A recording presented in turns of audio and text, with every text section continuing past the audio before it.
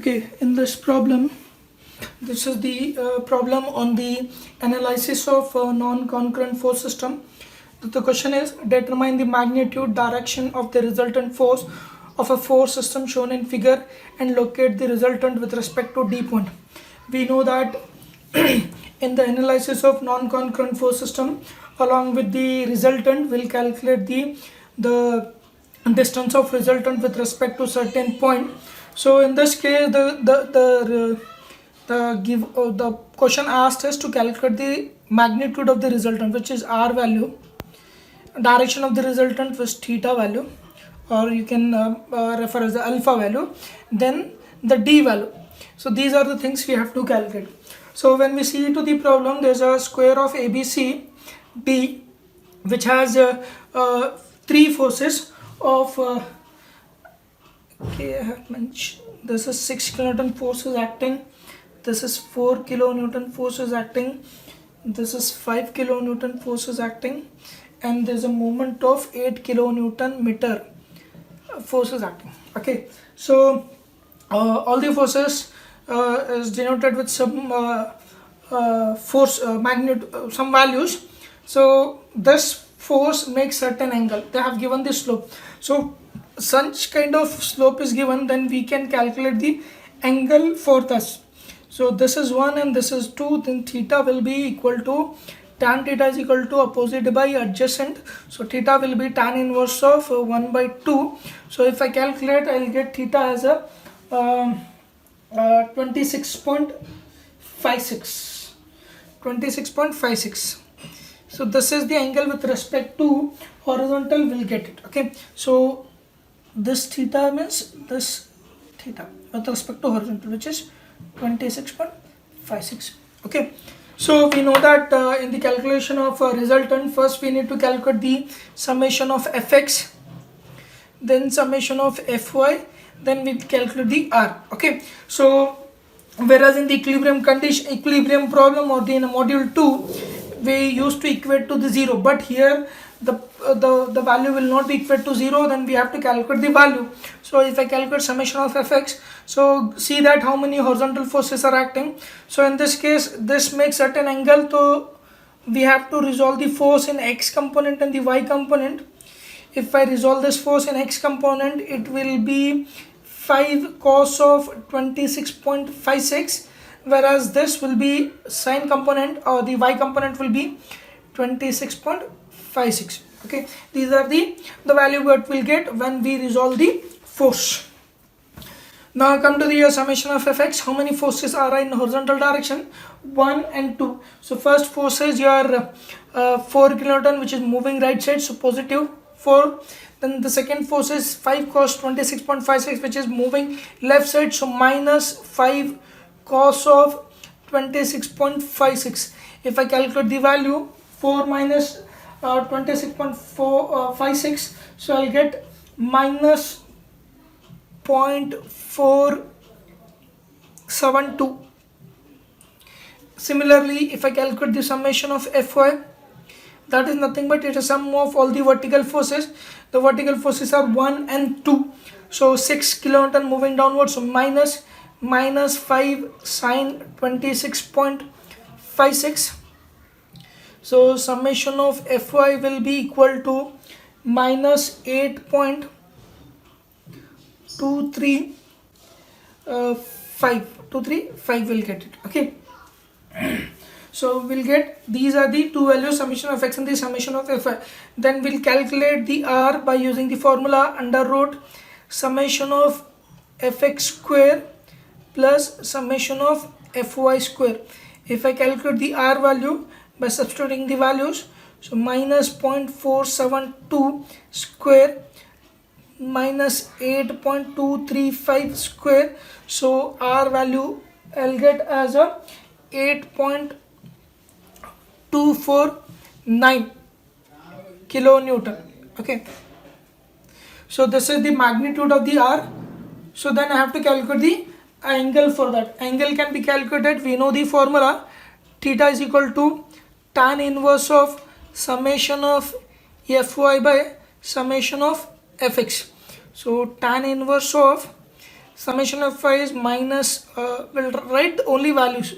So whatever the angle we'll get will be with respect to horizontal itself. So we'll write 8.235 is summation of fy, whereas summation of fx is equal to 0.472. So if I calculate, then theta will be, I'll get as a 86.717. Okay, there is the d theta what we'll get. Now see, for the calculation of d, we know that the Varington principle will say that summation of all the movements with respect to certain point will be equal to the moment due to the resultant. Moment due to the resultant is nothing but summation of m is equal to r into d resultant, and the distance between the resultant and the defined point. So in this case they have asked about the d point, so I'll write summation of md equal to rd. Okay, this is the application of your Varington principle in a non-concurrent force system. So summation of md equal to r into d. Summation of md is nothing but we need to calculate the moment at a d point. So for the calculation of a moment at a d point, so first I'll take this summation of md equal to, so how many forces we are acting at body? See, 1, 2, 3, 4 forces are acting, and there's a one of couple or a moment at a d itself. Okay, so start with your first force 5 sine 26.5. If I take the moment, the line of action of force is this, and the perpendicular distance is 2. So it will create an anti-clockwise movement. Anti-clockwise movement is nothing but minus 5 sine 26.56 into the perpendicular distance is 2 meter. Then the second force is 5 cos 26.56. The line of action of force is passing through the moment center. The moment due to that force will be 0. So next come to the third force, which is 4 kilonewton. The line of action of force is this, and the perpendicular distance will be this, which is 1.2. So it will create a clockwise movement. If the force is acting like this, so it will create a clockwise movement. If it is clockwise movement, then there will be positive. So 4 into the perpendicular distance is 1.2. Now come to the next force, which is 6 kilonewton. The line of action of force is this, and the perpendicular distance is this. So from here it is 1 meter, so total is 2 meters. So remaining distance will be 1 meter itself. So it will create anti-clockwise movement. So if I keep thumb on the moment center, other on the line of action of force, so it will create a anti-clockwise movement. So anti-clockwise movement is nothing but minus 6 into 1. So then any other force left with your system of forces? Now all we have considered. Now only remain with the here defined movement at a d point, which is in anti-clockwise direction. So directly you can write minus of 8 kilonewton meter. That is your force. So if I calculate all the values, so I'll get summation of md as a minus 13.671 kilonewton meter. This is your md value. So this md value you can substitute into this equation to get the d value. So I can write minus 13.671 equal to r. Already we have calculated, which is 8.247 is equal to d. So d will be equal to 13.67 divided by 8.24. So we'll get as a 1.658. So for now what we do is we remove your negative force. Only we'll calculate take the values, because the distance will not be in a negative. So I'll tell you where you will use this negative sign. See, so d will get 1.658. Clear with this? So the representation very important. So I'll remove some part to show the final diagram what we'll get. See, so what you have to do is first draw the diagram what you have, then you have to show your reaction where it is acting. So we know that the reaction is of 8.247 with an angle of 86.717 act at a distance of 1.658. So you need to show the reaction in a such a that r into d should be equal to summation of md. That means if r into d produces the clockwise movement, summation of md produces the clockwise movement, r into d should also produce the same movement. So if in this case I'll draw the diagram.